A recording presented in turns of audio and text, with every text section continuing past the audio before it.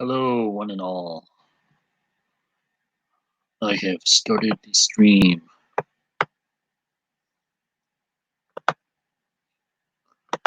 This is kind of cool. This is way easier than OBS. Holy crap. Ah,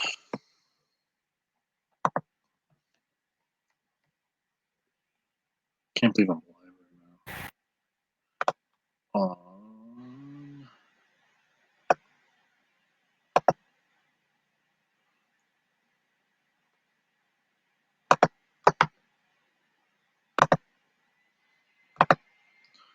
Anybody on here? Yo, guys, what's going on? Just doing a little bit of an after analysis here. Seems like Claire's fallen asleep and her stream go awry. Typical Claire. Oh, I know. OBS is such a pain in the butt because you have to manually align everything, but StreamYard does it for you. Like, you don't have to align your live stream link and your Google Hangouts, all that. Like, it's just a pain in the butt. StreamYard just does it for you. It's way easier. I always say, work smarter, not harder. You know, you can get the same thing done with half the effort. Why exert that other effort? You know.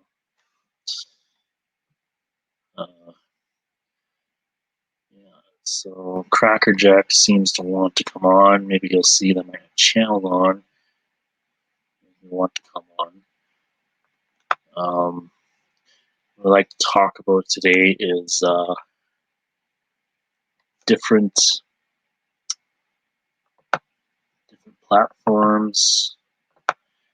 Comes to the Senate.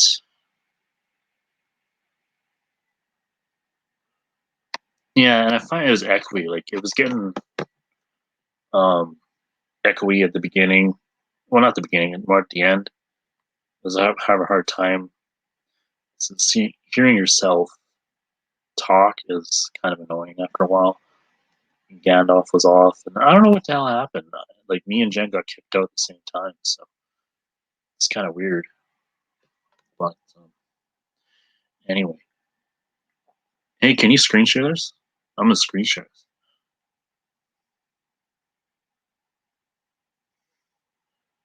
Yeah, you could screen share. Hang on here, guys. Screen share? Can you? What's this?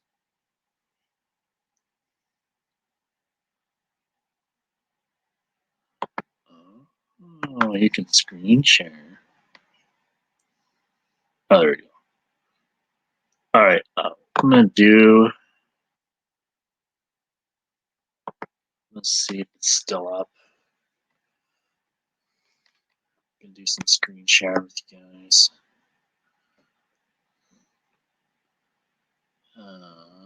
Holy.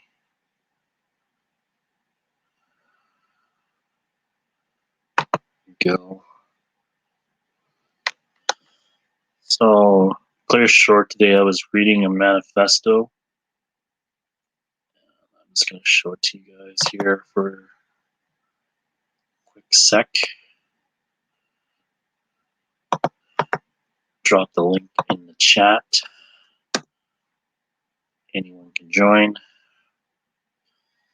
See what's on your mind today. So I'm just going to screen share.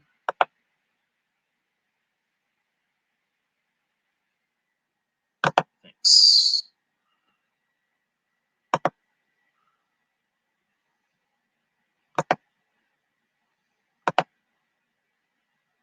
Chrome tab. Screen share this. So this is what I was reading today. You see here, Canadian Nationalists Manifesto. Now, I think this is mostly for people within the party. It's not a public policy, as you can see here, but there's some interesting things on here. So yeah, it's principles. Manuscript objectives. The thing is with those streams, like it just turns into personal vendettas. It's just gets old after a while. So the philosophy of oneness. All beings are one. There's no separation. There's harmony between different entities. The only difference is in how we choose to identify. All beings are one. That's a little vague. Something to improve upon.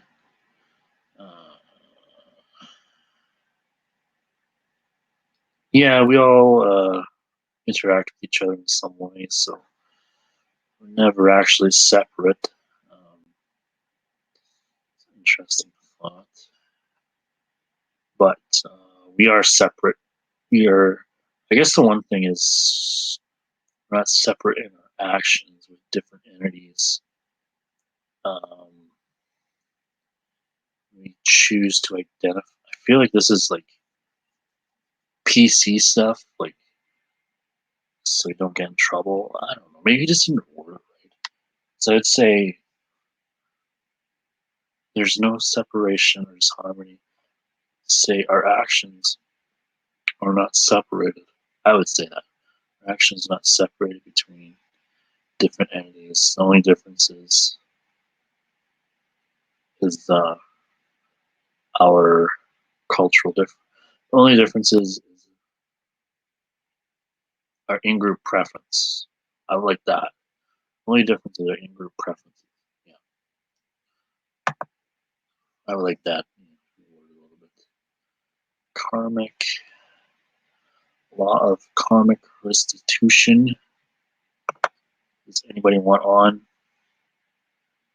Since no one's on right now.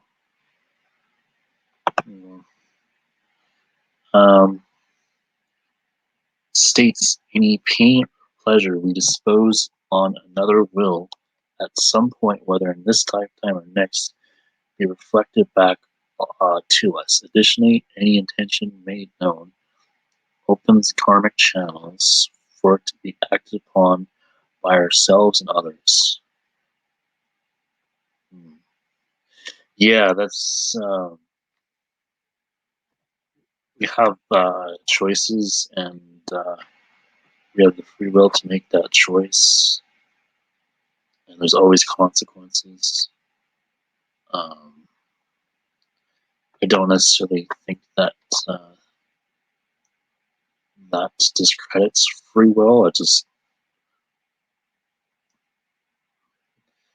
just there's always consequences to your actions. Whether you want to take the punishment or not is up to you, right? And again, that's a choice. That's your free will choice. If you want to choose pain, some people do. So, yeah, that's okay. Now this one's a little bit kind of.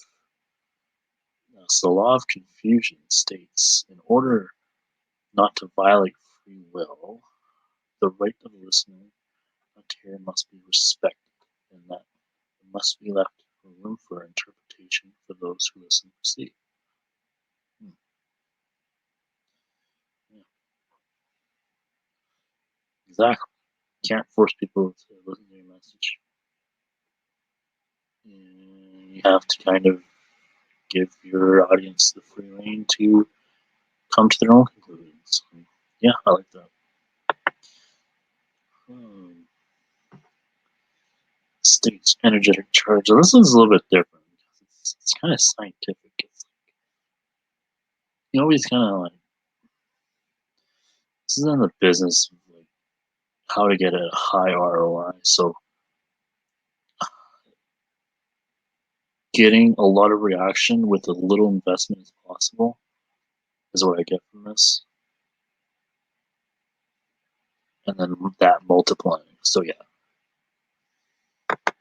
I don't know, this is a roundabout way of saying it, but it makes sense. Maybe there's a reason why he did it.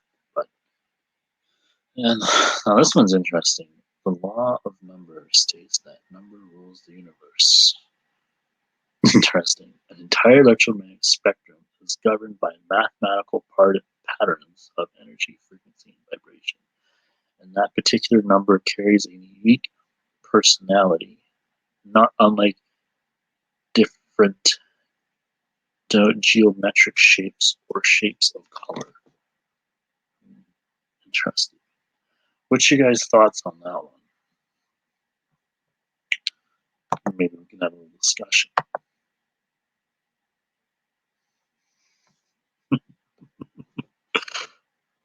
The mosque.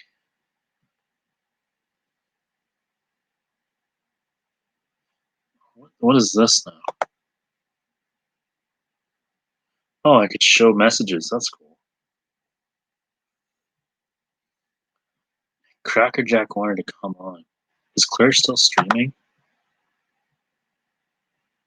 Crackerjack, man. Get your shit together.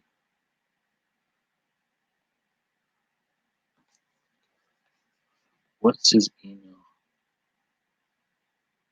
Oh, I have him as a friend on Facebook. Or on YouTube.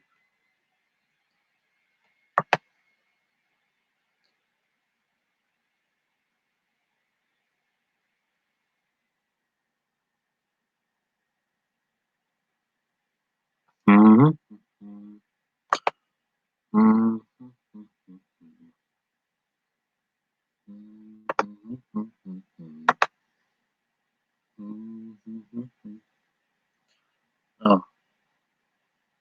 Oh, Zero Infinity sent me the Hangout link. Cool.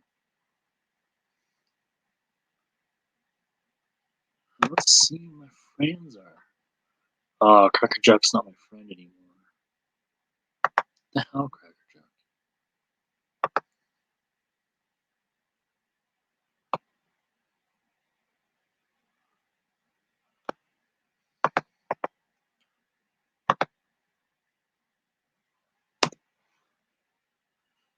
Just sent him the link. Said he wanted to be on.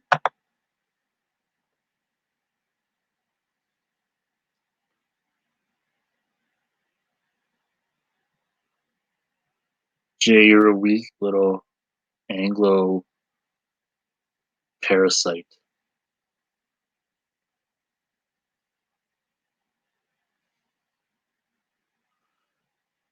Serial liars. Like, I swear you guys, this lie. Anyway. Oh, yeah, being passionate. Yeah, not being a fucking robot is fucking degenerate. Like, you know anything about morals. Anglos are just the worst. It's the birthplace of liberalism.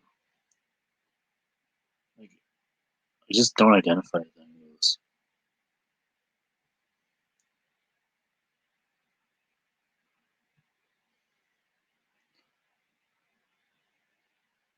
Probably more in common with Asian people than do with these fucking mainland degenerates. Yeah. He's drunk. He's he's too loud. He's too boisterous. Oh, he's so evil. He lost the argument because he was so boisterous. Come on, man. Like, I swear to God, it's just not how real people talk in the real world. It's just a fake fucking I'm offended fest.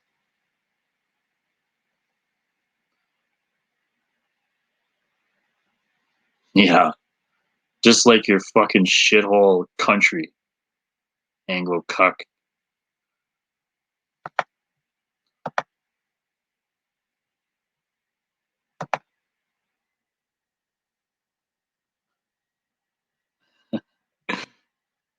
Yeah, people want to come on. I'm not talking to myself all the time. Okay, how do I get this message off?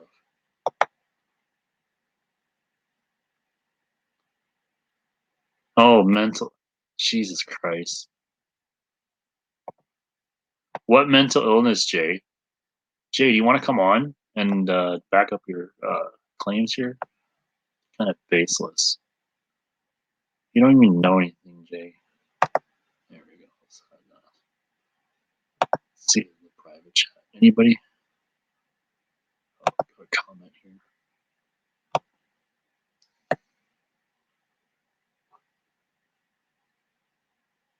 It's the best to just ignore Anglos and just go. I don't know. He doesn't really have anything to say other than, isn't that bad?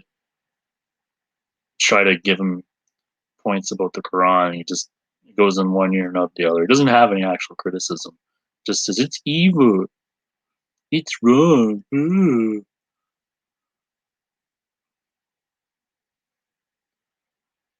You guys have no valid criticism against it. Said, oh, it's just shit. It's just a shit book.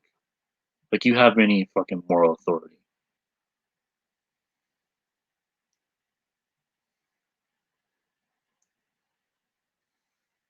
God, I hate Anglos. Like just listening to Jay, it just confirms what I thought of Anglos. Like, it's just so like they have such distorted reality on what morality is. You know, just, oh, degenerates, man.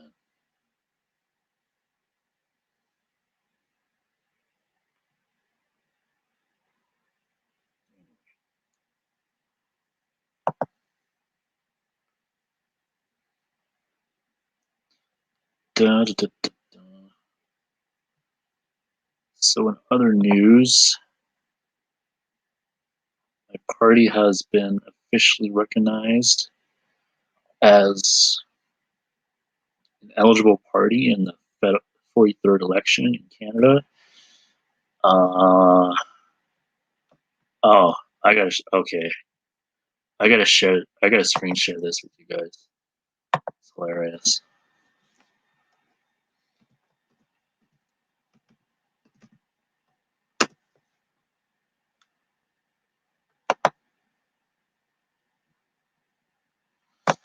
So, I don't know, it's hilarious.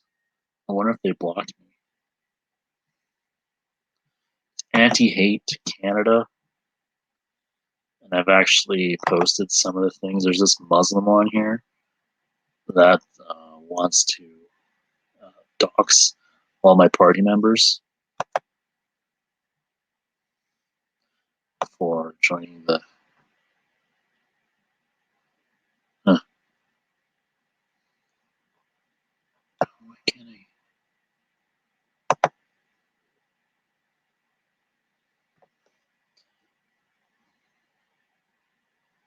Hmm.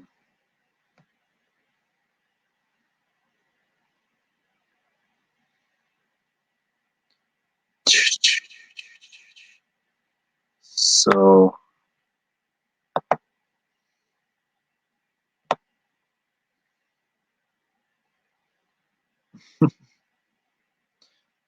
so they're blocking us from engaging with them. So basically, I'll give you the backstory behind it. These people from Anti-Hate Canada, just gonna screen share this. And I don't care if they're watching.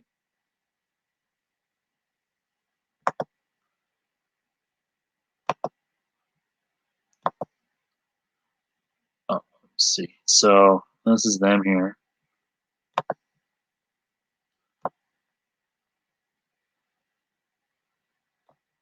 Got a story. Hate group activity. Or can you give a write and explainer on what's happening, key players in your city, send us a pitch, blah blah blah. You know, I'm getting like weird emails too on if I'm in this place, man. It's getting weird, man. I don't even know why I'm on here right now. I got people who fucking want to dox me. Well, if they want to dox me and make me lose my job, I'm just gonna have more time to do activism. So I don't give a shit. So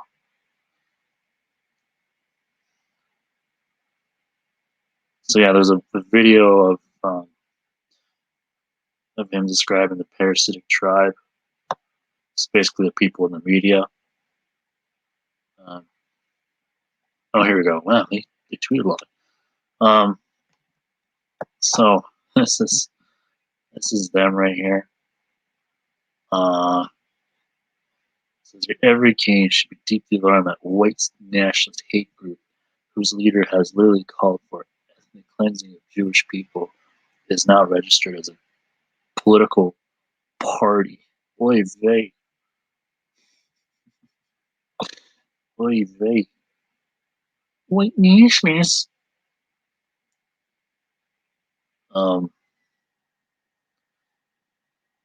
Now,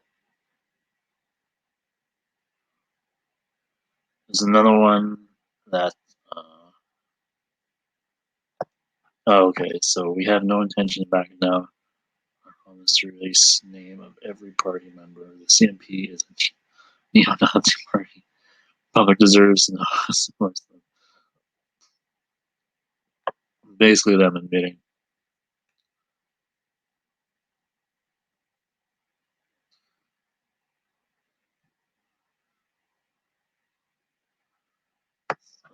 Yeah. Oh, I wonder if you can see the video. I'm going to test to see the sound on this one.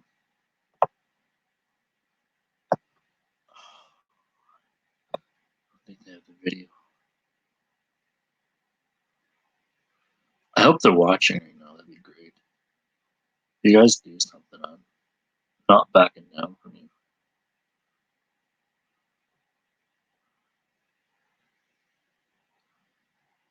Oh, they don't have the page. Fine. Just look it up on YouTube then. Oh, we got people. We got people in the midst here. Sorry, guys. I'm gonna stop screen sharing. We got Jay. We got Citizen Reporter. And I don't know about Judas. If you're doing weird Torah verses, I'm gonna kick you out. So behave yourself. We got Jay. We got Citizen Reporter. And I don't know about Judas. If you're doing. Hey guys. Jay Jesus. What's going on in your corner there? I don't know about Judas. If you're doing. Someone's got to mute their YouTube. Oh, that might be me here. Jay Jesus. Okay, can we go? Are we ready to start? Can you hear me? Yeah. Yeah, sadly. No echo? No. No echo.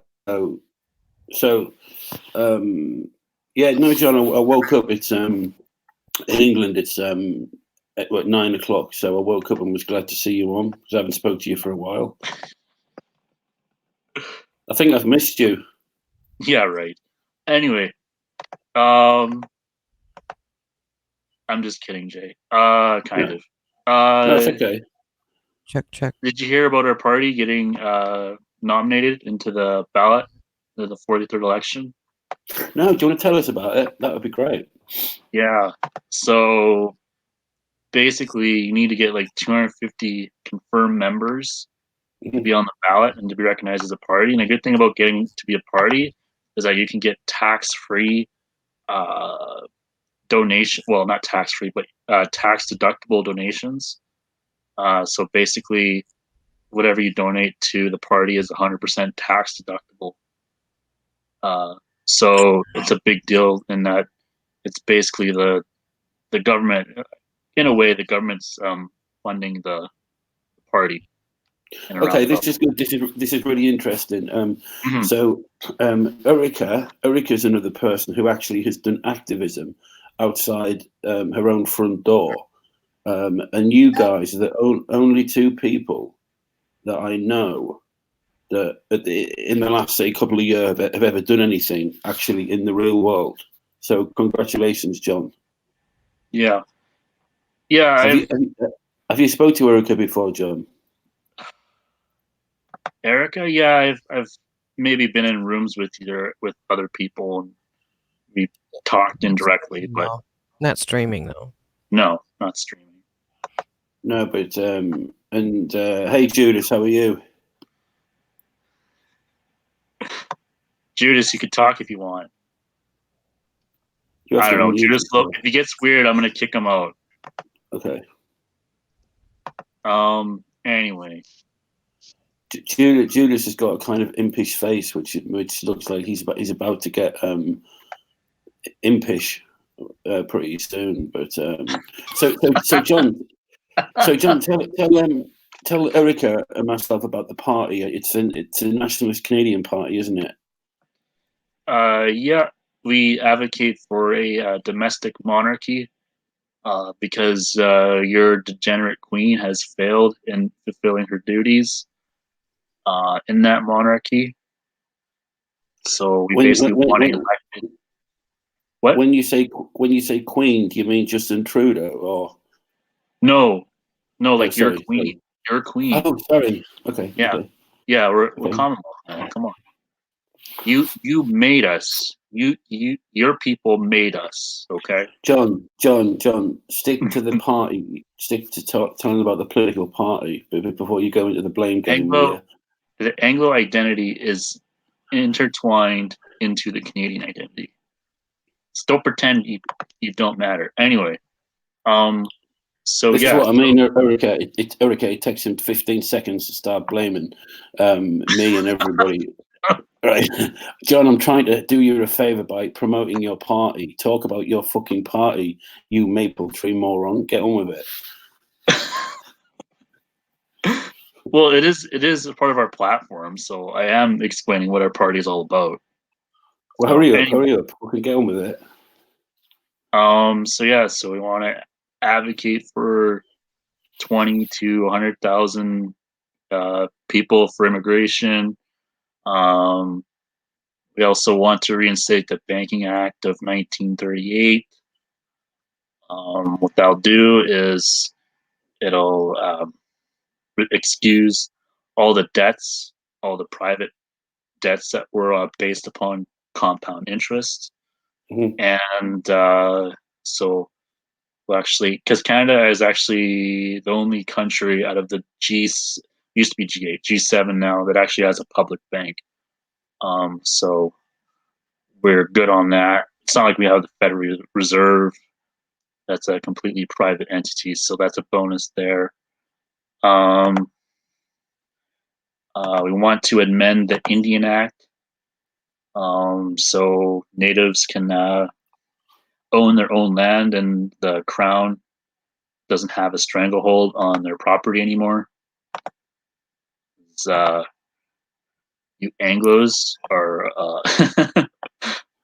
oppressing Indians, so like honestly, how can you not go on without blaming Anglos? But anyway, but John, why do you feel inferior to me? What's the reason?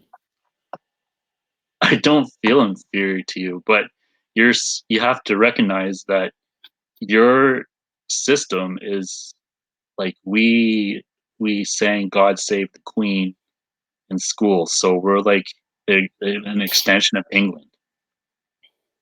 But John, there are a lot of people in England think that the Commonwealth would be a lot better if Canada wasn't in it. I mean, we'd be happy to let you go. Okay, cool. Bye. Exactly. So it's mutual. No, have you ever heard Malcolm X talking about the Ku Klux Klan? He talked about them with respect. He says, "Yeah, we like it. You know, we want the same thing." He said, "We want to be on our own. They want to be on their own. We're cool." It's the fucking white liberals that are saying, like, "Hey, we have to be together." Mm-hmm. You know, so I'd happily never see you or your Canadian teeth ever again.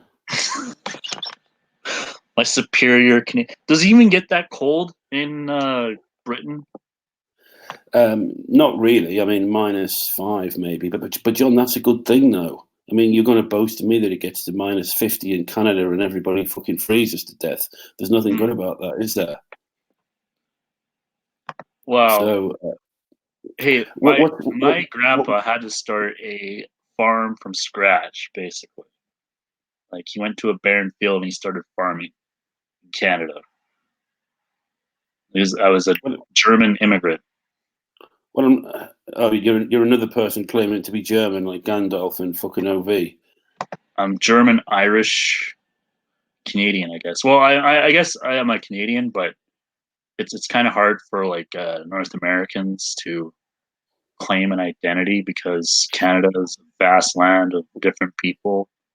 So it's interesting on these streams now how these nationalist Americans are suddenly starting to qualify their own identity and the right to be in America. It's what the Liberals want. I was speaking to OV the other day, and he was going on about his ancestry, and he just sounded like a fucking African or North African immigrants, Pakistanis, saying this is why I'm allowed to be in America and blah blah blah. Like there's no Americans in America; it's a country of immigrants. So now, like the nationalists are starting to qualify why they should be there. 10 years ago they'd just be saying "fuck off," "shut up." So anyway, so hey, Judas, have you had a haircut in the last 2 minutes? You look like you've had a haircut.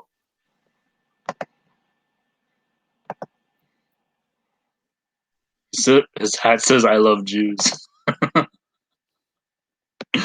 Hey, I'm just going to screen share to see if you guys can hear the sound.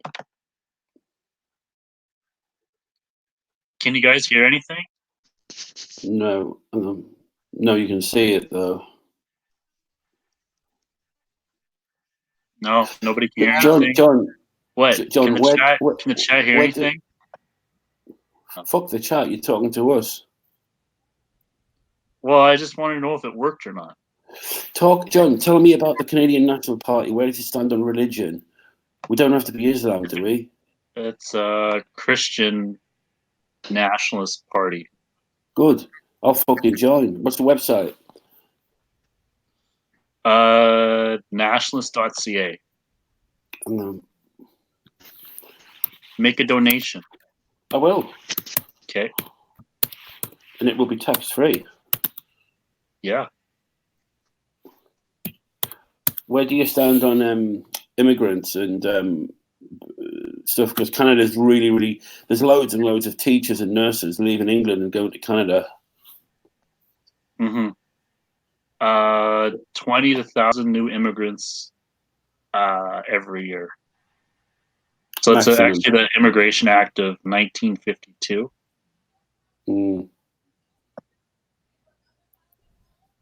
So, okay, do you have any questions for John on John's Nationalist Party? Because it's great that he's doing work, isn't it? He's one of the few people who's actually doing something. Yeah, we need a lot more of that here in the United States, for sure. I feel like the United States, though, like their political system is kind of corrupt because it's either you have to fall in line with the Republican or like Democrat line. They don't really have much room for third parties in America, like you do. They do have a third party, but no matter what it is, they're all corrupt, and a lot of it's AIPAC. So, we need to address that issue to how we're going to deal with corruption. Yeah, well, the thing is, like even like libertarians, like they all have to still toe that line. It's like more of a republic. It's not an actual democracy, like the Commonwealth countries. Like with the Commonwealth countries, it's actually like, well, all you need is this, and then you're basically in. Whereas your country, it's basically there's like a whole list of barriers of entry to come in. I don't know. I'm not quite familiar with how you register a party. Immigration laws are actually much more strict than ours. Yeah. Got a couple people. Yeah. So, what is your activism? What are Americans doing for activism?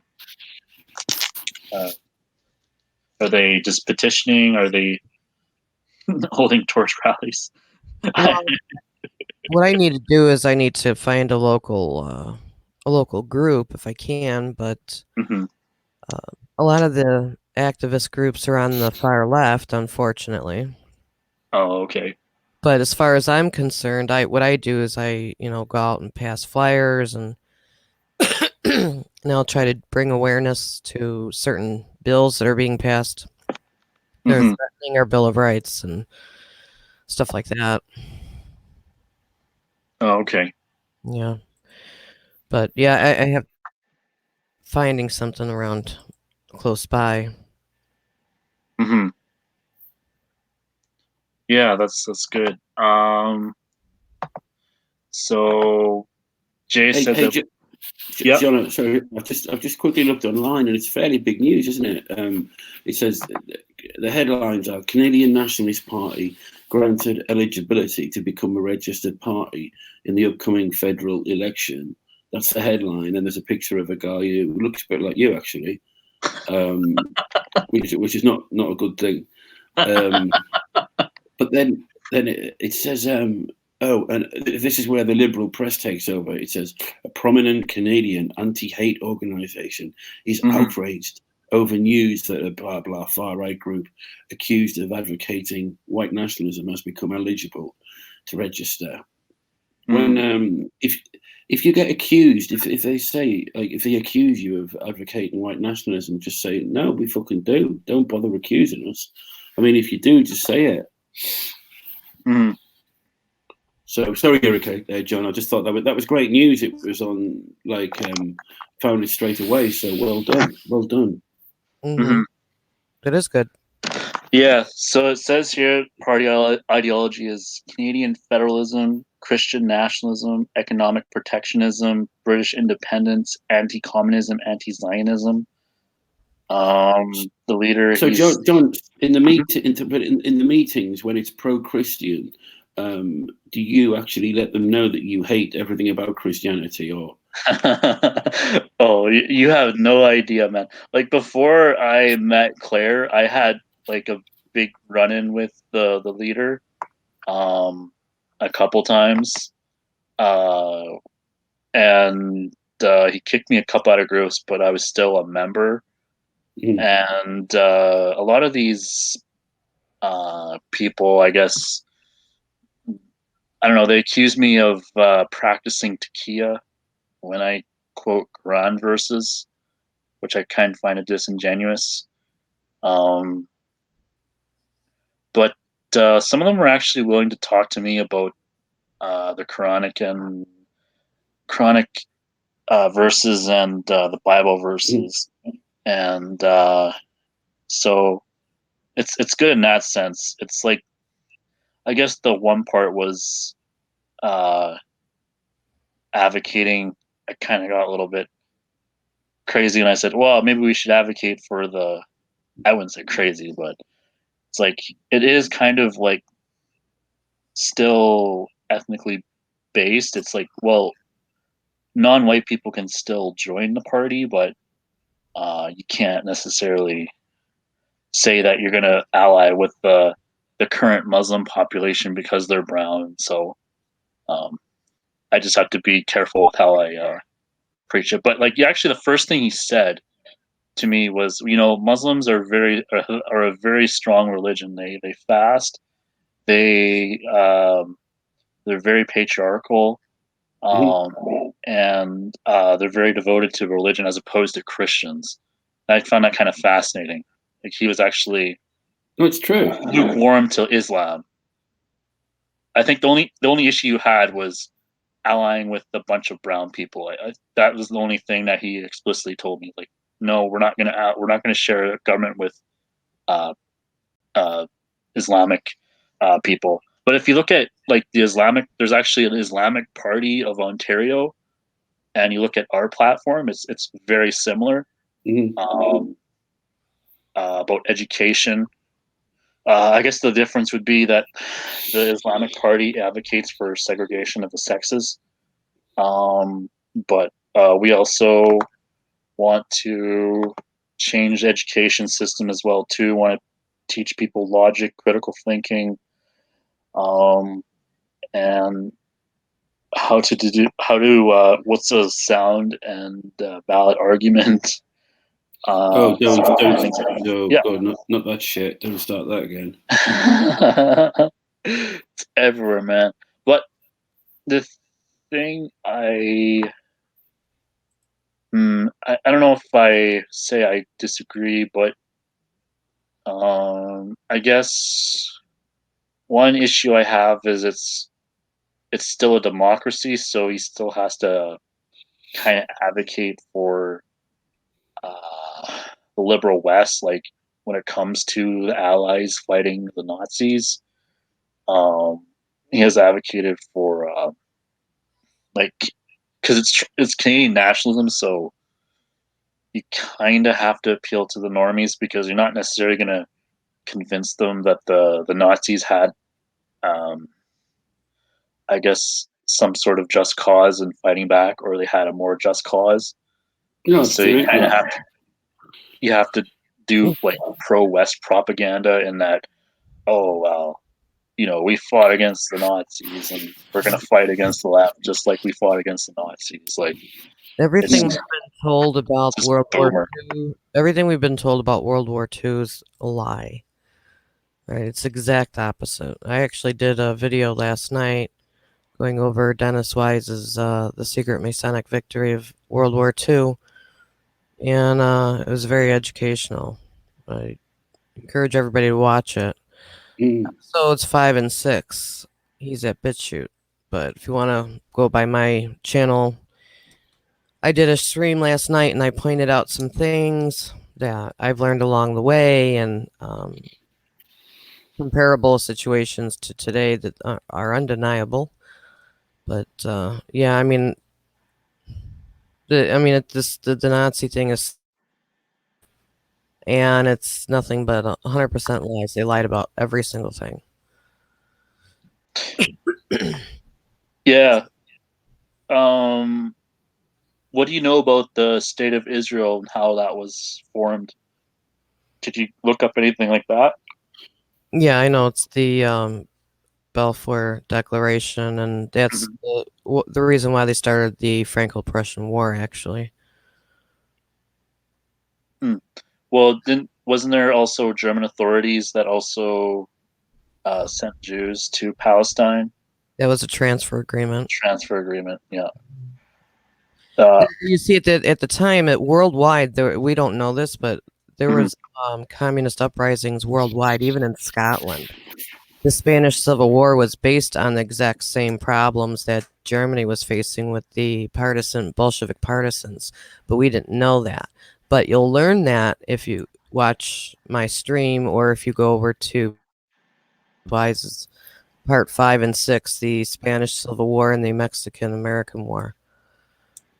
They put it all together. Is it on your normal YouTube site, Erica? Because you got taken down. You got a ban, I think, didn't you, last week or something?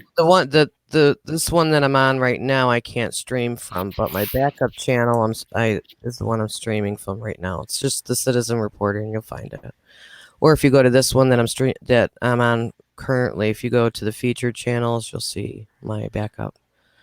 But yeah, I mean, it was a global problem at that time. And actually, the United States and the UK helped finance the Bolshevik Revolution or the uprisings in Spain, and then also Stalin trained the rebels at the Lenin Institute in Russia, and then sent them over to Spain to fight. So yeah, the Allies were actively supporting communism before World War II even started. And they also, Wall Street funded the Bolshevik Revolution, the Bolshevik government. Right. That yes. Where gave way to the Holodomor. When they killed the Tsar. And then when Trotsky and Stalin took over, the Holodomor happened. And when it was all said and done, after 1950 something, over 60 million people died. So yeah, it's the exact opposite. The exact opposite. It's so bad, it's disgusting. Well, just like it's so odd that communists are not allowed to are free from criticism.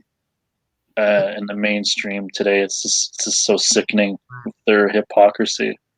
Well, They and can't if they you can't look at their own, like, we're forced to look at ourselves and more reflect the on. more you the more you study this and the Bolshevik Revolution and all that time period and just or if you just even watch Dennis Wise's stuff, I mean, you'll see the resurgence of Bolshevik Russia happening right now. Mhm. Yep, and it doesn't look good. So I really encourage everybody to learn as much as they can about the Bolshevik Revolution because the patterns, what they've done, their MO has been the exact same throughout the years. What they do now, like for example, ISIS was supposed to be our enemy and this and that, blah blah blah. Well, now we come, and we have this war on terror that's costing trillions of dollars. Well, we come to find out that it was the United States and Israel that created fucking ISIS in the first place. I mean, that's exactly what they were doing back then. I mean, it's just it's sick. Oh, like when it came to Scotland and the Bolshevik and like the communist worldwide governments. Yeah, that was Bolshevik communism was having its impact worldwide. Even in Scotland, there were communist partisans there, and some Scotland men went to Spain to fight for the rebels. Mhm. Yeah. Well, um, there's a lot of like, I don't know if it really like how you can like defang the U.S. imperial empire, which is just, I don't know, just Satan incarnated. But Well, you have to find out who's behind it, and it's always the same, and it is the communist international Jewish bankers. That's who it is.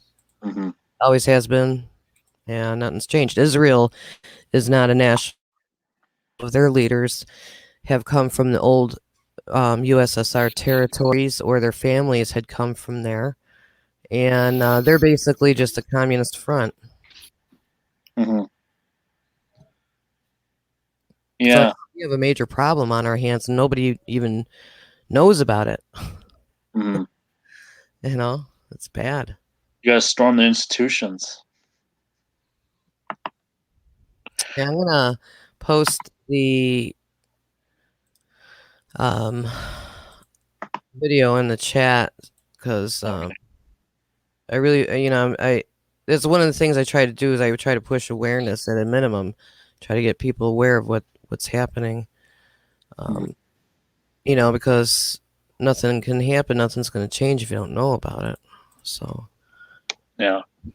and I draw a lot of correlations that because me and my co-host, we've been doing this since December and looking into a lot of news and this and that. So when you culminate all that together, plus the learning about the truth in history and all that stuff, and you put it all together, it's pretty damn scary. And Canada's up right in there too.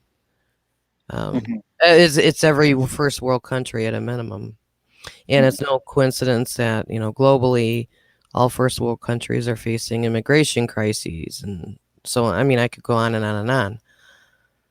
So Well, why are they just picking on white societies as opposed to like Chinese or Japanese? Just because we have bigger economies? well, Or no, or- the Belt and Road right now, that's going to be the next empire is China, Russia, and Israel.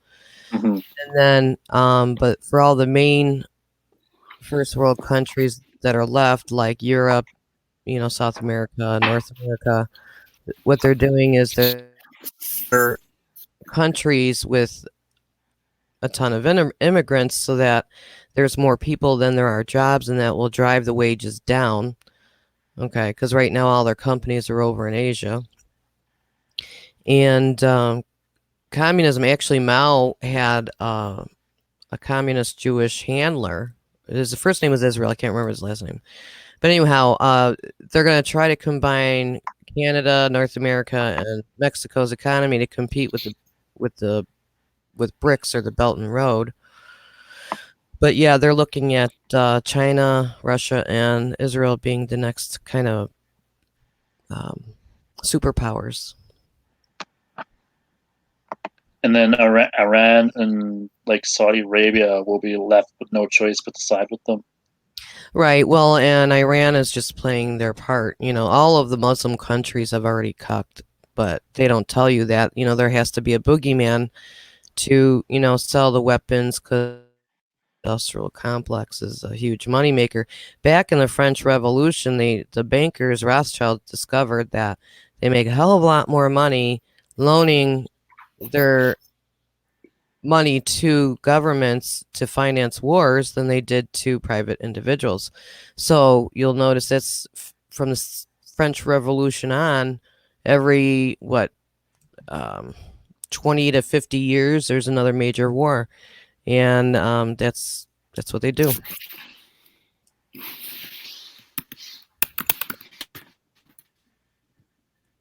What's that? Jay, is that you? What?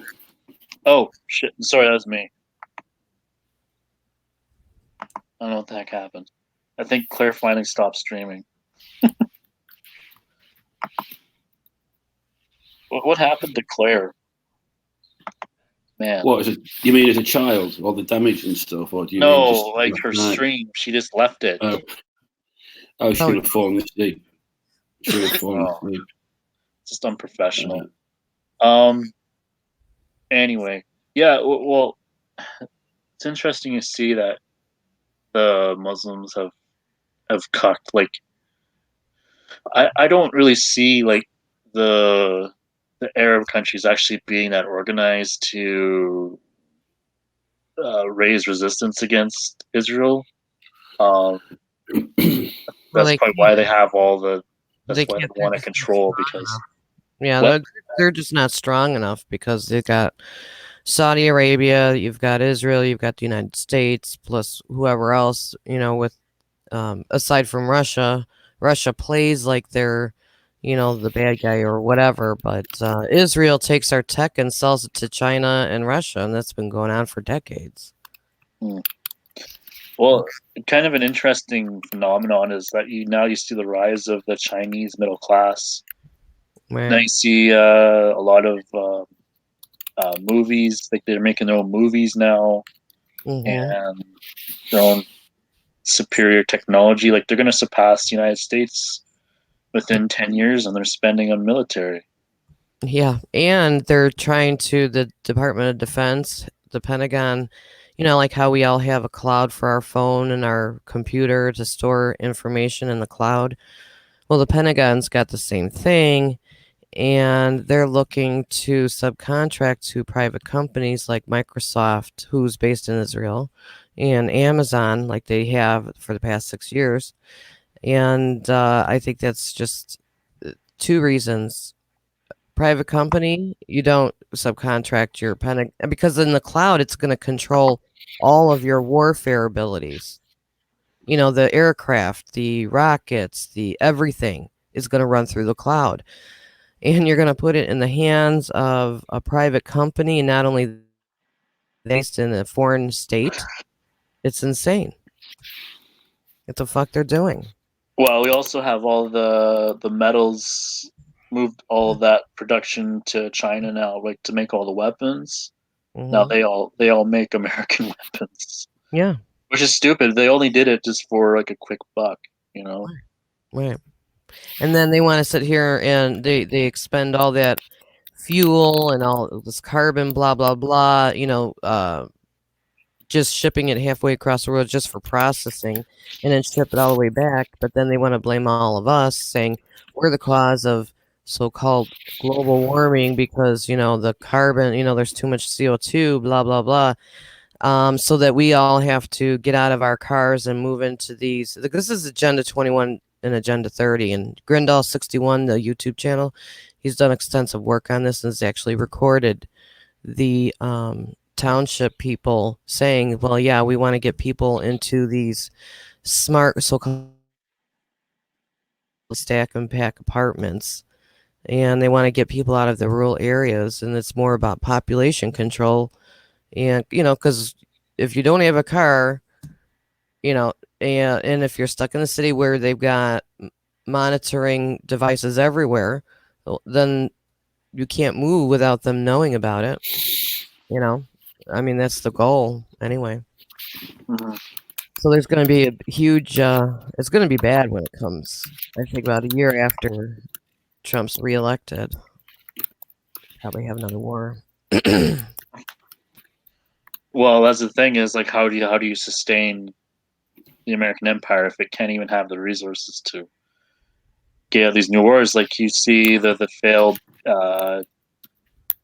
operations of installing a puppet government in like Venezuela, where they assassinated the leader, and they tried to assassinate the leader, and they tried to get their cronies in there and overthrow the current government. I think who's in Gadeo they want in. yeah, Gadea they want in. Mm-hmm. And then you see Trump advocating for this, and or if not, they'll throw sanctions on them. The other thing is, a lot of Venezuela's troubles is because the U.S. threw sanctions on them. Right. As well, they didn't really diversify their economy, but well, 80, I think 80% is their oil export. Yeah. And I guess China and Russia has billions and billions of dollars invested in Venezuela because England, I guess, has their gold and they wouldn't give it back.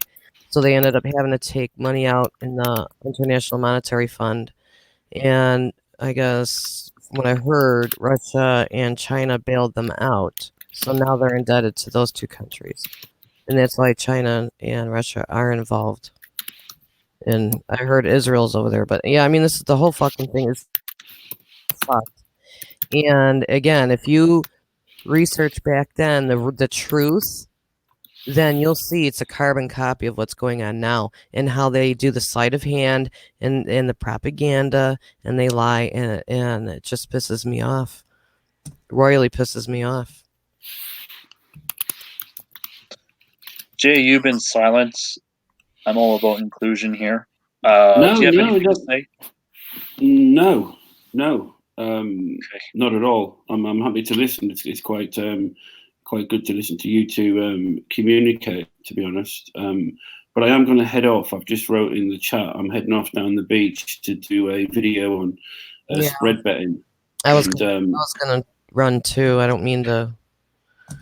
Okay, cool. Well, yeah, I better go to bed too. So, but well, I put the link in the chat. I want everybody, please watch the video. Everyone, check out Erica's channel. See the truth. I don't care about the channel. Just watch the video. Watch the video. It's going to impact Canada as well. It's going to impact you guys just as much. That's okay.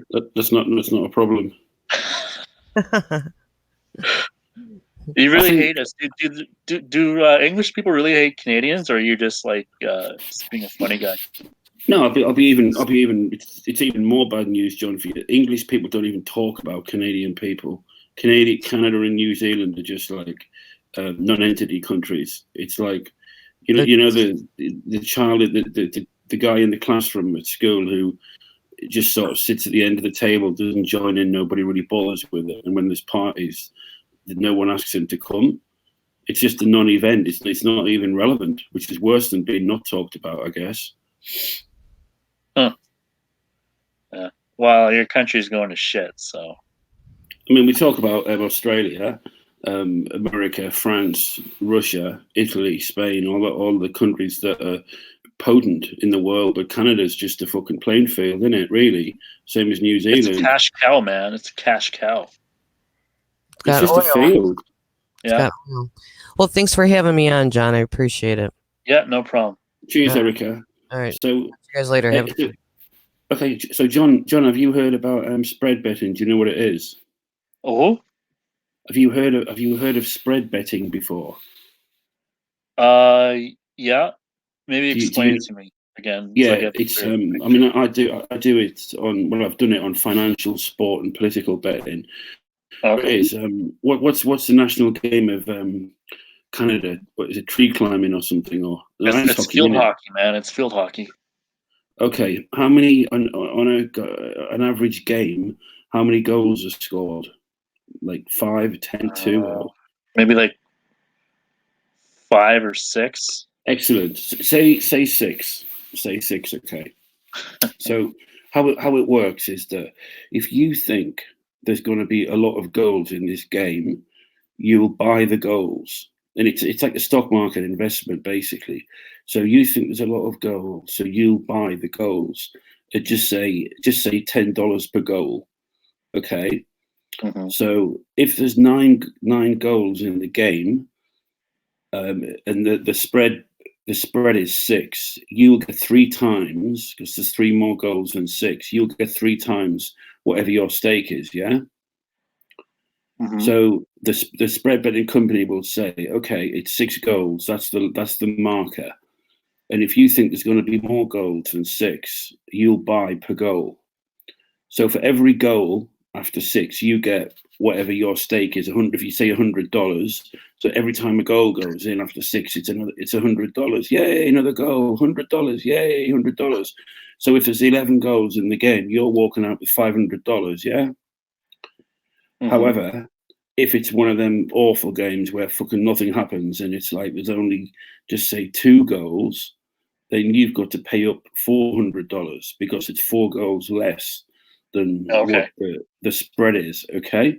Mm-hmm. So when you play games like cricket, where you might have a 1-day game which can be like 300 runs, and your team might get, if the spread's 200 and you buy the runs and the team gets 350, you're getting 150 times $10 or $1, whatever. But if your team gets put out for 50, you have to pay like 200 times your. So can you see how volatile and ridiculously crazy it is? Mm-hmm. Yeah. And I did it for quite a while with financial markets. It's basically day trading. There's like people that actually can predict the randomness of that. There's, well, like that, like you can still, like, if you have the knowledge, but if you overthink, sometimes you're just gonna deke yourself out. Like sometimes you just have yeah. to make an Well, educated guess.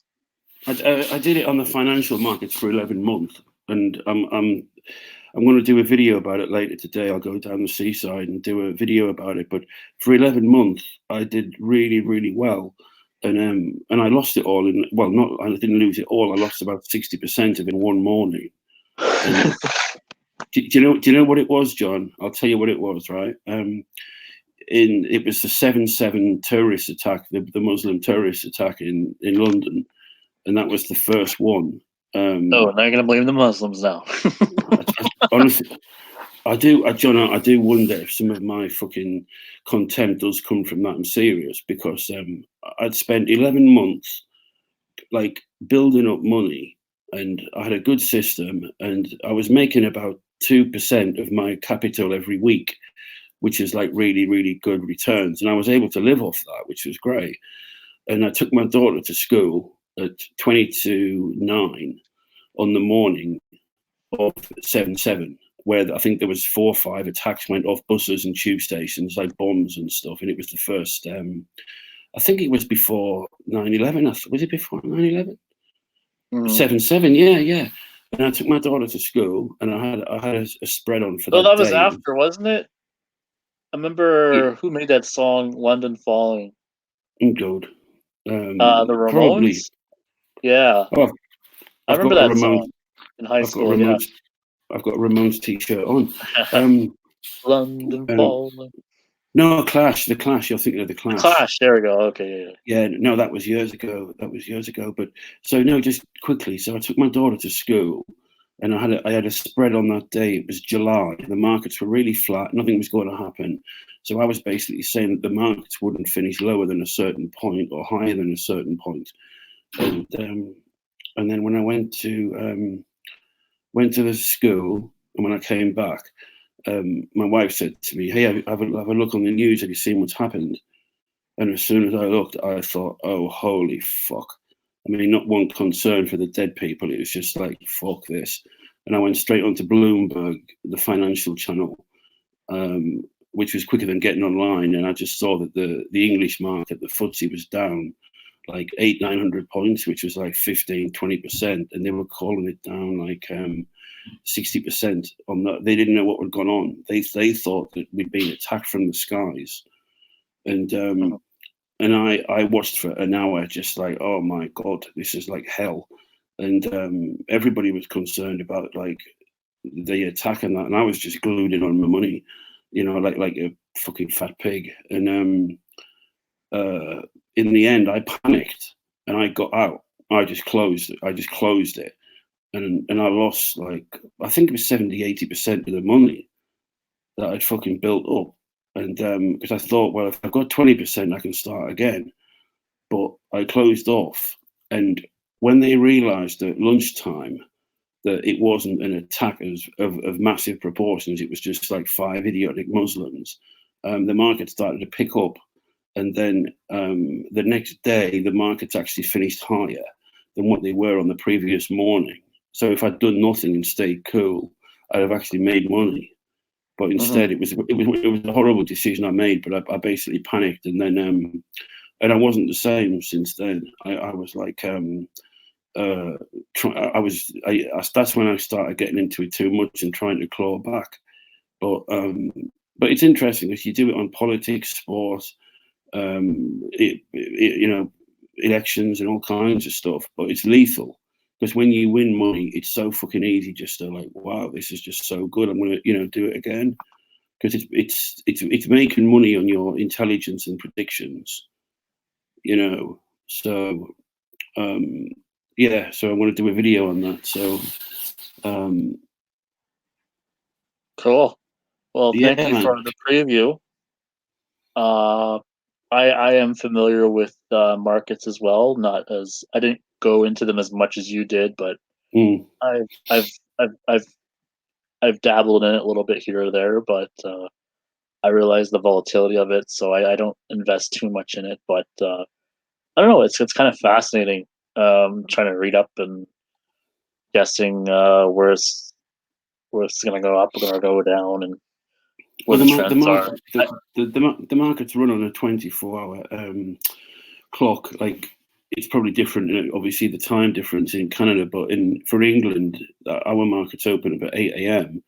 But throughout the night, you've got the Hang Seng, the Nikkei open up in obviously the Far East, and then Europe opens at 7 o'clock. The DAX and the CAC, that's the German, and then we open up, and then the Americans open up at 2:30 our time, which is what, 9:30 New York. But and each market has a knock-on effect of the other market, but ultimately it comes from the Dow Jones and the Nasdaq, which is obviously the American markets, and that affects the Chinese, which affects the Europe, which affects the British markets, and you know, so it is a 24-hour like cycle really. So if you're doing the spread, you have to be constantly watching for what goes on, and every month in America they have what's called the non-farm payrolls, which comes out at 1:30 on a Friday, which I think is 8:30 Manhattan AM. And every month that figure is the best indicator of the economy. And the non-farm payrolls is a figure of how many jobs have been created in America that month. And it's normally, they say 200,000 or 300,000 or jobs have been created, but occasionally, I mean, not so much recently because it's all positive, but there's been times when they've predicted that there's going to be 300,000 jobs created, and the figure comes in and they've actually lost 150,000. And the markets just collapse when them figures come in. They collapse in about 30 seconds. You know, so sometimes you can get them figures about 3 seconds before they are released into the media.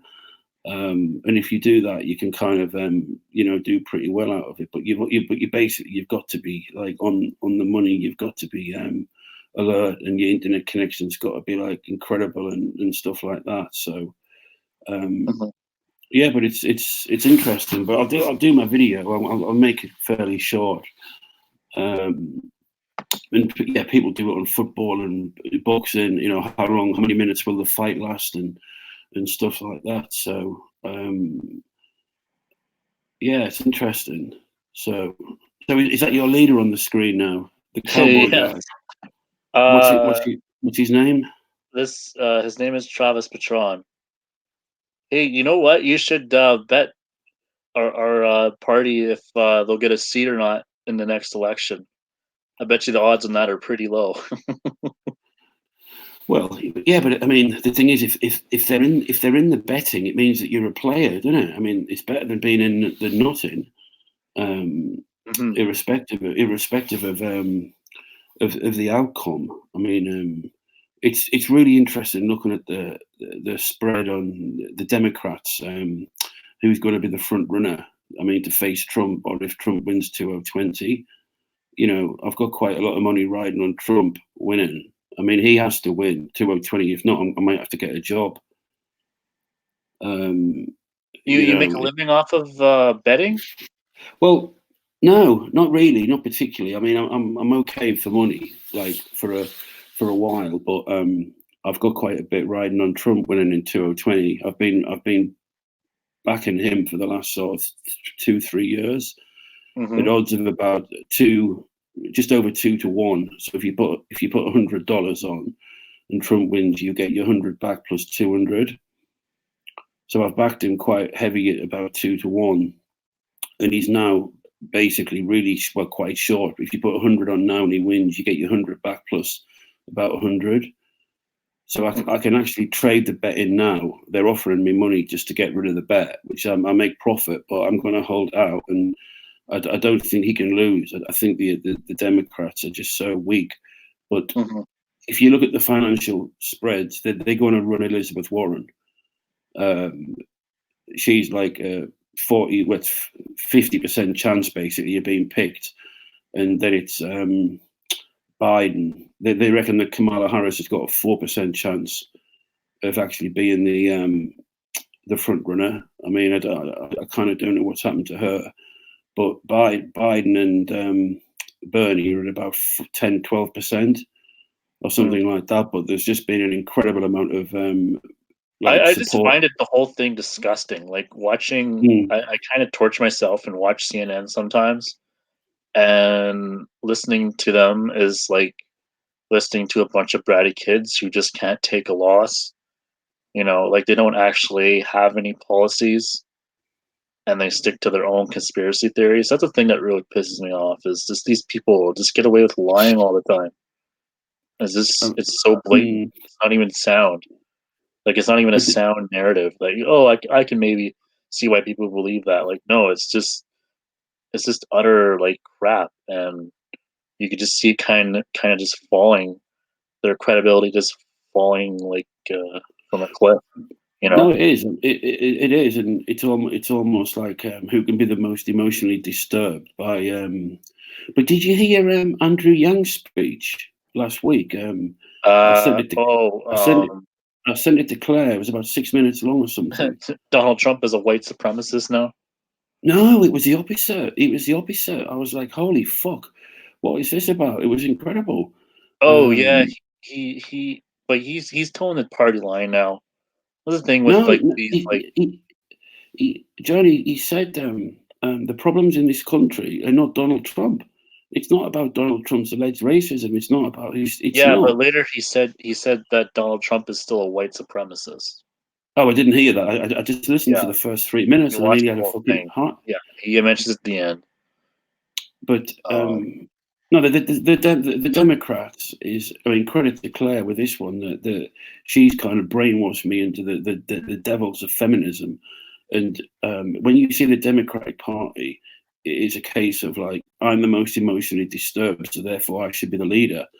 You know, I'm the one who's historical. I'm the one that's most affected by white supremacists. So therefore I should represent our party. I mean, it's completely fucking like historical, emotional. And you know, like speaking Mexican at their convention, there was Beto and two others who were their introductions to the crowd were in Mexican. I mean, what the fuck is that about? You know, and free healthcare, whilst Americans have to pay for it, and then they have to pay for the illegal immigrants free healthcare. I mean, how fucking insane is that? Yeah.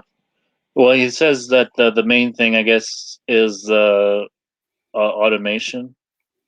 That's the real thing that Americans are Yeah, against, not immigration. Because he says, well, you see cashless checkout line. So Americans must be afraid. But like the thing is, automation is like a lot more farther than people think. It's a lot harder to automate jobs than people think. well, yeah, And they get a lot. It's hard to believe people like, oh, by 2030 or by 2050, everything's gonna be automated. I'm like, have you even worked with electronics? Have you even worked at these jobs and how intricate they are? Like, I don't think they have. They're just like they use this narrative to justify siphoning wealth off of the higher class. It's like, oh, give me $15 an hour, or else. Like, yeah. I mean, the thought of getting into a car that hasn't got a driver, or you know. But saying that, I went to the supermarket yesterday, and there's, you know, it's not just self-service checkouts, but now what they do is, and this is Sainsbury's, which I don't know if you have them there. It's a big national chain, kind of middle class type shop, and they're big though. And you go in the shop, and you get a gun like a zapper, and your basket or trolley, if it's in my case a fucking trolley, and you zap your goods on the way around the store, and you put them in bags. Then on the way out, you just with your zapper pointed at a machine and then pay for it. So there's nobody like checking except cameras your goods. mm-hmm. You know. So, but yeah, I wonder. Well, yeah, those jobs are simple, right? Like they're not like action oriented, or like driverless cars is a lot more difficult to do. I mean, it's hard enough to train humans, not going to train a robot, you know. And then what happens if they're at a two-way stop where there's no lights and it's temporary out of service? Are the robots going to kick? Or are they going to pick that up? You know. So you know there could be a lot of glitches in that, and I just overestimate. Like you can automate some things, but you just can't automate like intellectual jobs, like office jobs. Maybe office jobs, maybe, but like jobs like truck driving is a far stretch, practically speaking. Hey, I don't suppose you have, but I've got this new friend down at the beach. He's called John as well, Jon, and he was a truck driver. And Is his real name Jonathan? I don't know. Probably. But he 7 years ago he was a truck driver, like a big Arctic lorry, you know, like 15 wheels or whatever the hell them big fucking things, and he just couldn't do it anymore. Like the whole thing about living in the city and the whole thing and living with people and whatever. So he got on his bike, as in his push bike, and he just set off cycling around the country on the coast. And his navigation is keep the sea to the right.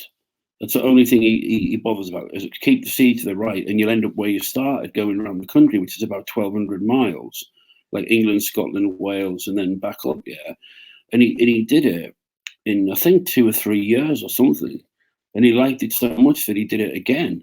So I met him about a month ago, and he's down at the beach, and I go down. I feed him. I mean, a couple of other people do, but he's a great guy. He's fucking interesting as fuck, well read, and he's completely switched on. And when you talk to him about the reasons why he's left, like society, and he's self-sufficient. He doesn't get benefits. He doesn't get like welfare. He just goes to, he makes things for people. He picks flowers. He does. But I tell you something, John. He's fucking happy. He's happier than any of us sad bastards on here talking to a computer screen, arguing about politics. You know what I mean? No, it's on my Well, video. somebody's got to do it. You know. Oh, question for you. I was wanting to ask you when Erica was there, but she got off. How does it feel to be doing active politics in the halls, and as opposed to like doing this nonsense on these screens? I mean, there's got to be. The thing is, I like the streaming. I like the arguments. Yeah. I think that's made me tougher as a person. No, I can articulate my arguments clearer now. I speak faster, more fluently. It actually takes practice. And I thought you did. Yeah, I thought you did well the other day with Bruno. I mean, them guys can be quite intimidating, and when they were giving you a grilling, I could see that you were up against it. But I thought you did really well. I actually sent Claire a WhatsApp at the time, and I said, "John's doing really well here." Yeah, well, those people, they boast like they know a lot, but when you start challenging them about, the intricate the knowledge of Islam, they don't really have an argument. Like he literally admitted that he just burnt the Quran. He hasn't actually read it, so no, but it's just LARPing. They're just peacocks, like they don't actually want to fight or spar. Like, it's like a peacock. It shows its colors right away. It's very frightening, and it could scare you. But once you just stand there and you just watch it, and then you just go about your business, the peacock just shrinks back down. It's a spook, really. Like. But with this, you know what I would like to see more? You know what I like to see more, Jay? I'd actually like to see more boxing matches or like MMA matches between the right. So this like habit of like peacocking can like end. I get that feeling from like OV, where he is he comes at me hostile, and then once I fight back, he's just like, yeah, whatever. I think it's because I'm white and I support Islam, therefore I don't exist, and once I push back, it's just like it's game over for him, Well, there was I heard OV and Aaron. I mean, a month ago. I mean, it was like screaming at each other, trying to arrange a fight and saying, "I'll pay your airfare." And I mean, it's just no, I mean, that's peacocking, right? Yeah. Hey, listen, yesterday, what went on yesterday was really, really. I think OV revealed himself. It was really, really interesting. He left, or he got booted out of the Wignats, and he went on Luke Ford's show, and I heard it. And OV was basically saying that all the people in the Wignat group, the leaders, are drug addicts. He was naming them, and basically doing the telltale and stuff like that. And he received a lot of flack for that. And so he was on with Brutus yesterday and a couple of other people, and Brutus was saying to OV, like, I don't like what you did. You're like disgusting. Your morals. It's just whether they are or not drug addicts. It's not for you to, gossip about them and basically like dox their personalities because they've kicked you out and stuff like that. And OV was clearly on the back foot trying to justify it. It was quite painful listening to it. So guess what OV's next move was, right? Now, for the last 3 weeks, he's been like greasing to Claire, like in the chat, Claire, let me on, and doing streams with Claire with the last 2 hours where OV's been really polite and respectful and debating with Claire because he's on his own. Okay. So OV then, Brutus basically put him to shame, and then they started talking about Claire. And obviously Brutus was saying the Guggen, I'll give it, fucking smash her up the chink and all that sort of stuff. So OV then immediately to court favor with fucking Bruno was just like, yeah, Claire, and then just proceeded to like absolutely slate her in, really like just not in a nice way. And he's doing that in order to get back in with fucking Bruno. So I was banging on in the chat about it, pointing it out. But an OV, he went silent. I mean, it kind of stopped the whole stream, and then Bruno got off. But that's like, I don't know. I just got a real sense of OV kind of showing his principles, and he hasn't got a religion as well, which is not fucking surprising when you demonstrate that. But whoever I need to grease with, I will, and yeah, it was interesting to see anyway. Yeah. Yeah, So I don't want to get too much into this like stream drama, but yeah, no, it's interesting. It just goes to see that most of the right is peacocking, so it's no, but I mean it's with reference to the peacocking and stuff like that. So did you watch boxing and MMA? Do you like it? A little bit. Because probably the best ever MMA fighter. He's Canadian, isn't he? Yeah, he's French too. Jean Saint-Prieur. Yeah. He's retired. He might make a comeback. They're talking about it. He'll get massive. He'll get like $50 million to fight Conor McGregor. I would like to see him fight Sean O'Connor, the Irishman. Oh, Conor McGregor, you mean? Yeah, or Conor McGregor. Yeah. Did you see what he did? What was it? The Muslim fighter. He got really mad. Yeah, and he like threw a chair at his bus, and like the glass broke. Well, I'll tell you something, right? That Kamilov, I can't remember his name. He's got a long name. He's kind of Serbian, isn't he?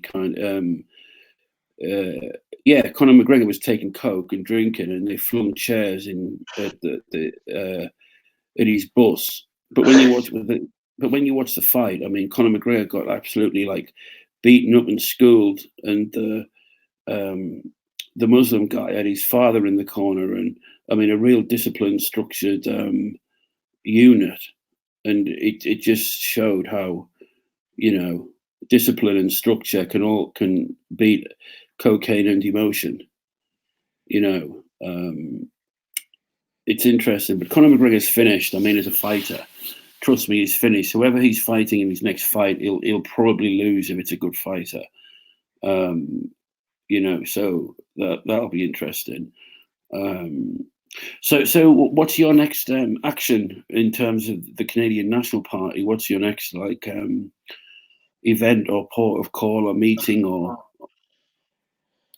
Probably doing campaign stuff and calling people.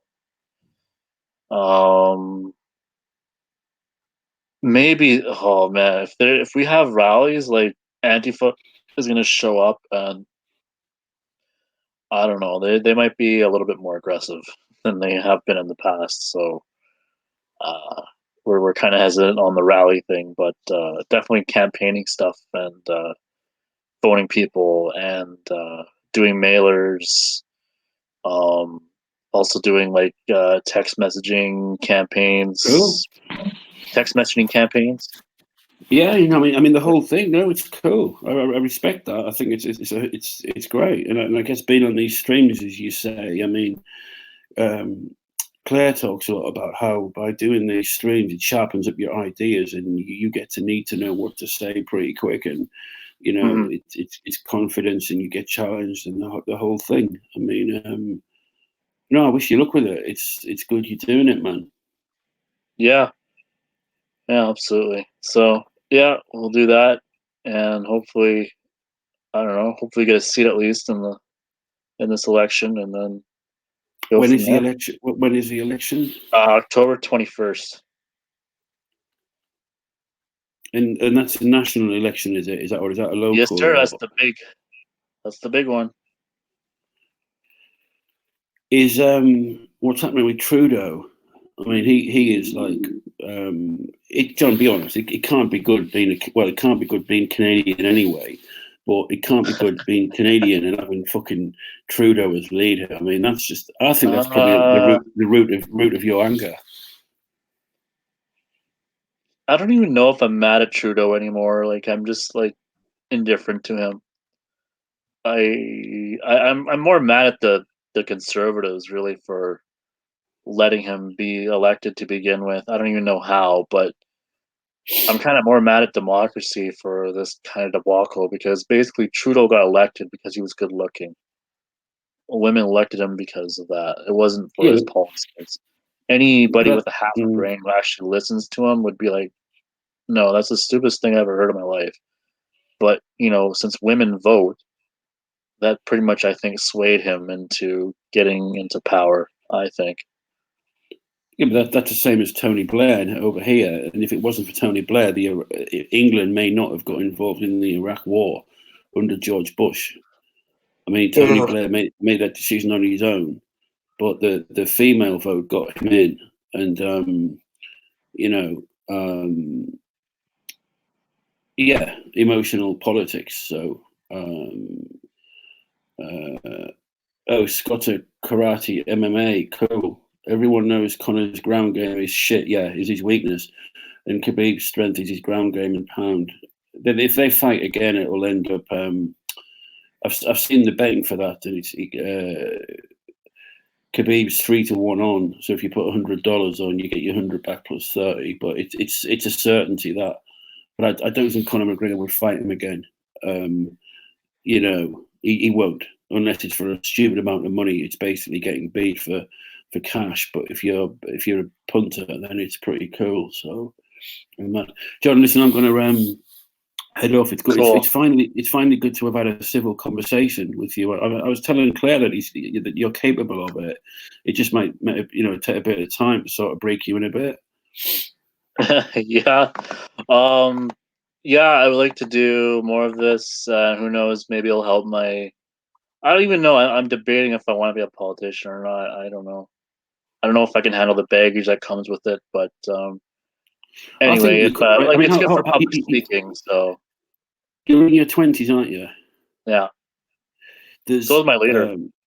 My leader's the same age as me. There's a load. I'm 52, okay, and there's a load of difference between like 20 and 30. It's almost like, in general, it could be like 50% different character. But what you're doing at your age, coming on these streams and the activism and stuff, it's fantastic. I mean, it's really like a good apprenticeship. I think you've got a lot of qualities. You're strong. You're courageous, and it shows. I mean, so if you were, what you could do, just an idea, is just don't think about becoming a politician or not becoming. Just carry on a day-to-day basis doing what you're doing, and if you are any good, or if you are effective, I mean that's the word, effectiveness, isn't it? If you're effective, then automatically it'll happen. Mm-hmm. People will ask you to speak. It's like being on these streams. If you're a good streamer, people will invite you on because of what you are, as opposed to deciding, right, I'm going to be a good streamer than acting. And people see through the bullshit. But I'm sure if you continue what you're doing, then the effects of that will be reflected back to you by like people, you know. And so you've got a lot of time ahead of you, and doing these streams and learning, and it's, you know, and I know I tease you and joke about you changing, like, are you Muslim this week or Christian, but you know, it's good to actually experience Christianity, experience Islam. It puts you in a better position than people who haven't, because nothing beats experience. If you're just giving an opinion based on a thought, it's just a thought. But if you fucking know this stuff because you've lived it, you know, if you know what it's like to get in a boxing ring and get punched in the head, you know what it's like to get punched in the head whilst you're in a boxing ring, so you can talk about it as opposed to imagining it. So what you're doing is you're building up a lot of experience. You're getting challenged, and I thought you did great with Brutus. I mean, Bruno, I could tell that you were, it was difficult and have them guys on at you, but you held strong, and I think at your age to be able to do that, whether you're into Islam, I'm speaking to you as a bloke, as a person, whether you're into Christianity, Islam, or fucking whatever, I thought it's good, it's commendable that you held up and did well and actually managed to speak some sense to them. So carry on with it. All right. Well, thank you, Jay, for that. I guess I'll just have some last words. I'm just going to test this and see if the stream can hear it. Because the last time I had, StreamYard is so much better, Jay. Like, why the hell did we just do this in the first place? You actually get to vet your guests who comes on. You don't need to do like all that like manual stuff, like copy the link and do all the sources and all that. It like StreamYard does it for you. It's easy. It's incredible. I think Luke Ford was the first one I saw, and I think he pays for the extra, like you can have guests on and more effects. And then how did I find it? I think it was Otto, Jonathan Pohl used it, and then I went on, and within 30 seconds I was streaming, and I sent Claire the link, and then within 30 minutes, within 30 seconds, we were online. We were online talking, and she didn't. And then within 30 minutes, we had an argument about Christianity, and she rage quit. Yeah. Well, isn't this so much better than listening to a nagging Hindu lady talk to you about how this is about philosophy and how this is about getting in touch with your quantum mind? Hey, I'll tell you something. Listen. I've got an admission. I've got a confession and an admission to make to you. Right, when you were talking about Islam and the male female, about like splitting them up and stuff like that, I just suddenly thought on these streams, like since she's come on, and it's feminism that has allowed the women to have a platform, but it's also allowed the fucking mentally damaged, deranged ones to have a platform. And so men, because I remember when she wasn't here. And everything was a fucking lot better. And Claire has wrote a lot of stuff about why women should not be in politics, because when they come on, they get emotional, they're hysterical, and the men's attention gets drawn away from what men do into dealing with these women. And sure enough, what's happened is, and I fucking hated that Claire entertains it. And Claire does it because Claire despises the type of woman she is, and brings it out. So Claire's reward for all of this is to show the world and show people how disgusting. Do you think Claire actually hates Jen though? I don't know. Maybe I'm just. I don't think Claire hates anyone. Autistic in these things, so. No, Claire doesn't really hate anyone personally. She doesn't really have that makeup, I don't think. She might shout at me and scream at me and all kinds of stuff, but it's just because she's frustrated. But no, she hates certain types of people. Claire will see you as a Canadian nationalist at a young age who's got a lot of potential. She sees me as a ignorant English underclass and educated retard, even though she likes me, which confuses her. But so when she speaks to me, she speaks to the archetype, yeah. So with Jen, she sees a brain damaged moron who thinks she's justified to have a platform, and Jen is the perfect microcosm of Western feminism. So Claire's desire in all of this is to basically reveal what type of person this is. And if you guys don't fucking stop this, you're going to have Gen 2, Gen 3, you're going to have different guys coming at you. I mean, Brundlefly's waking up to that as well, that the positive influence of having like Big Nose on these screens is that it gets guys to learn to say fuck off, you ugly cunt, fuck off. And that's all it needs. They don't need to be entertained. They don't need to be given the time. Because Brundlefly said last night, John, if Jen was a bloke, she would be physically assaulted the way she speaks to people. Like if it was in a pub or a bar, she'd be beaten the fuck up. But because it's on the streams, guys are like, think they have to listen and give her the time, which obviously I don't do that. But, you know, I've run out of it. But guys don't know how to react to it, like insane women, angry women who, and when they ask questions to justify themselves, they have a tampon fit and a hysterical scream. I mean, you know, so Claire the fact that enjoys. she's even making physical threats is just like so asinine. Like I don't even know. Like if she was a man, like she wouldn't be here on this plane right now. No. But I'm saying if she know, like how many? If she was a man and she talked like that in public, yeah, she would be in the hospital right now with some serious concussion issues. No, exactly. You can't behave like that, and no men behave like that on the streams.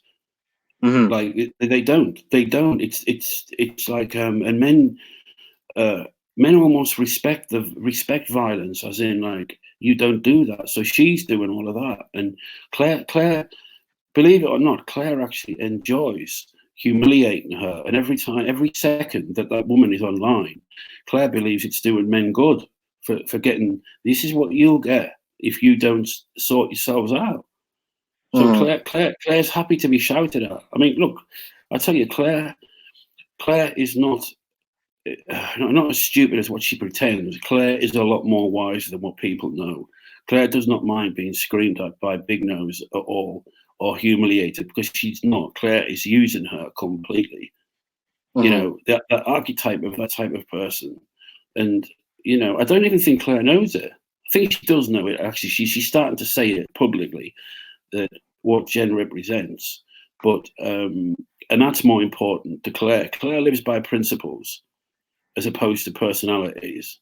So Claire can happily handle a vile person if her principles are served. And the principles are to reveal to Western man what the devil, the feminism, the devil has created, and what should come into Claire's path, but the most vile, obnoxious, arrogant, deranged, insane, no platform woman, you know, who hasn't got anything behind her whatsoever. And she surrounds herself with the worst type of men the world's ever seen. You know, and for Claire, it's like a fucking orgasm. It's like a wet dream. This couldn't be any better. This could not be any better. You know what I mean? So for Claire, and all the time people are like, "Oh, Claire, how can you let her speak to you like that?" But Claire's this is money in the bank for Claire. Money in the bank. Claire's just like laughing at it all the time. You hear Claire having to get away from the microphone as she's laughing, as she's being shouted at. I mean, and the idiots don't see that. They're being used. They're being used completely. And it's funny because the idiots talk about IQ, well, not IQ, but brain power and intellect and intelligence. And all the time, they're just getting fucking humiliated. I mean, Claire is into public floggings, okay? But this is the most brutal public flogging. It's letting the enemy know that you think that you're on their side. You know, I want to stream with you because we can be both dictators. No. I want to stream with you because I want to fucking show you up, you daft bitch. I mean, that's it. You know. So does Claire not like her, or does Claire's fucking beyond that. Claire's beyond that level of like fickle humanity, you know. And you know, it's pretty blatant when you see it. But I think the game's up. Gandalf's making moves. He's gone away on his own. David, he said some things the other day, so it looks like that. I get skeptical. I'm kind of skeptical of Gandalf. What he said to me today. He's like, "Oh my God, John, you're so rational. I didn't know you had this in you." I'm like, "Yeah, okay. I'm gonna take that with like 100 pounds of salt there. I don't believe. I don't trust people who just flip like that. Who absolutely hate me and then they absolutely love me. Like it's just look. There's a little bit. It's hard not to be suspicious, you know, of their character. it's really straightforward, John. Gandalf is moving away from where he's been, and he's realizing that as a personality, Jen is just so much hated, and she's so ineffective. She's fucking useless. So Gandalf's making a run on his own, and so that's why he started to be nice to people. And he knows that he needs to court favor with people, basically doing what Jen cannot do because of her character. And so he's been very, very respectful to people who in the past he hasn't been, which is sensible, you know.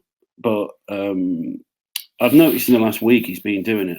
He was really courteous to Brundle last night. I just heard like 60 seconds of it, but I thought that's strange. And I like Gandalf. I've always got on with him. I mean, I have a little bit of private like communication with him. I've got no problem whatsoever. You know, I never have with him, and I think he speaks sense as well.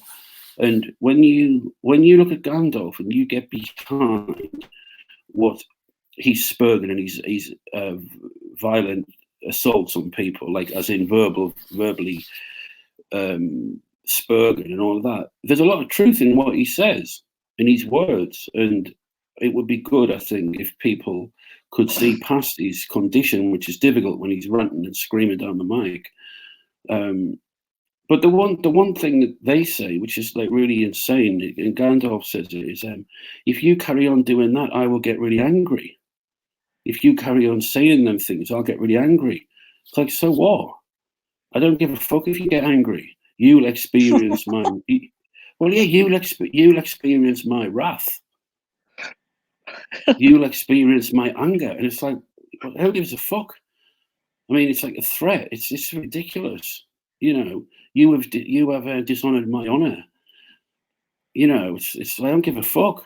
It doesn't matter. It's like cuckoo world, but yeah, Gandalf's moving through the gears. So be interesting to see where he goes, or rather how long it'll last. Oh, there we go. Culture Bear's in the chat. Fucking hell, it's great, isn't it?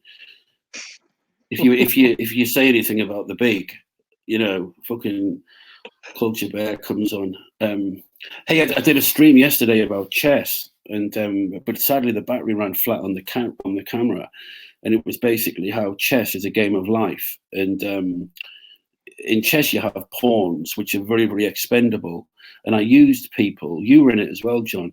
I used certain pieces of chess to describe people, and Culture Bear was a pawn. Purely, he will be sent out to battle on the front line to get shot, basically to use up the opponent's bullets, you know. And it was interesting how I could use people on these streams to be certain different types of players on the chess game. So, do you play chess? Do you know the game? Yeah. So I think I had you as a bishop, as in you're strong, reliable, but not to be trusted to be like, you know, leader yet. But as I was saying, as you get older and you get stronger, you get a better position. But yeah, Culture Bear was you were a pawn, Culture Bear. You're the first one out of the box. You're the first move. I think it's pawn to king 4 or something. You move and that's the one that gets fucking shot. He's one of those pawns that gets outed like in the first like 3 moves. Yeah. But he thinks the leader will protect him because he serves well and he's on his hands and knees. Culture Bear, I'm not teary. I'm fucking speaking in a quiet voice close to the computer because there's people in the house and it's relatively early and it's Sunday and day off. John, did you see the video that I made the other day? You're on it. No, I've been working, so I apologize for missing your content. I try to, I like I said, I keep up with a lot of IRL stuff, but good. Go on to check out your video. Listen, it's called Claire Slays the Pterodactyl, right? Okay. And I think I've got halfway through. It's when Brundle's saying, you know, that one where it was restreamed and it was fucking hysterical. That was so funny. And Brundle was saying, hey, so they look for a leader like me, obviously impersonating Jen. And he said to you, there was you and Claire on the stream, and I think Brun said, he said, Claire, who is the closest to reality? Is it Cardet or the entropy?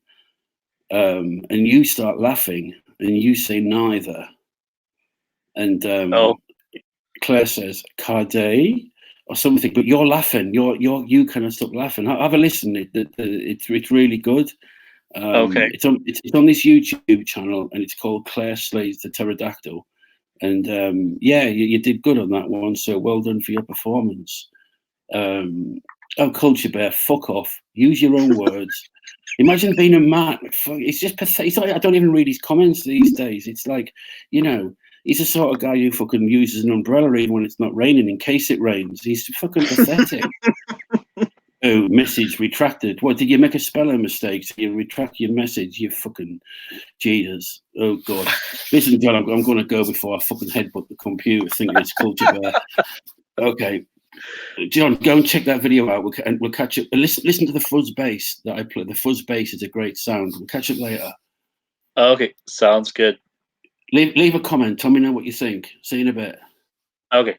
Bye.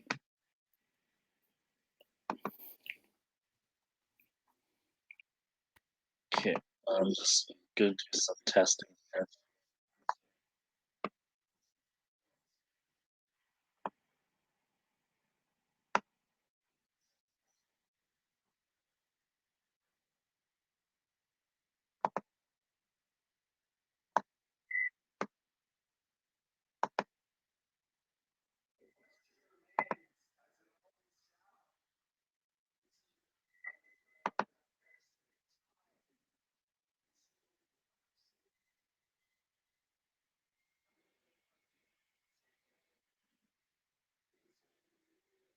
Can you guys hear anything?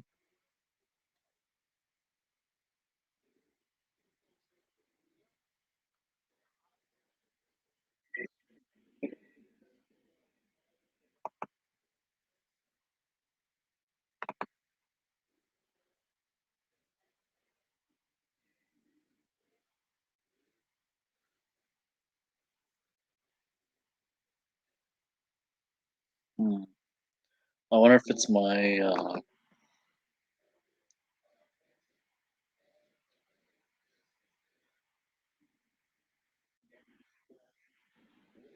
oh, settings. There we go.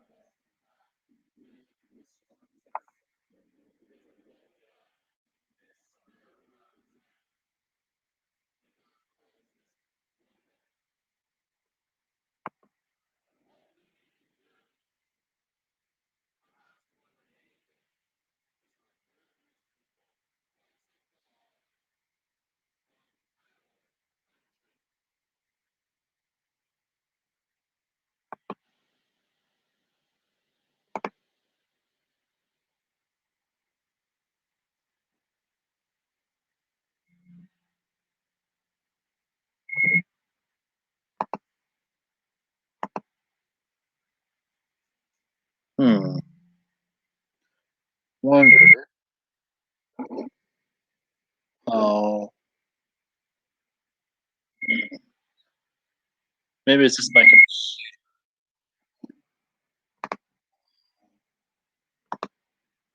Anyway, all right, guys. I think I'm gonna peace out. I'll figure it out later on how to get sound. But Streamyard, it's the bomb. Everyone should use it. You don't need to do all the unnecessary programming and Google Hangouts. You actually can screen your guests, which is actually a bonus to using Google Hangouts. So You don't have to do as much work, and you get more benefit. So I recommend StreamYard for your streaming needs today. All right, peace out, guys.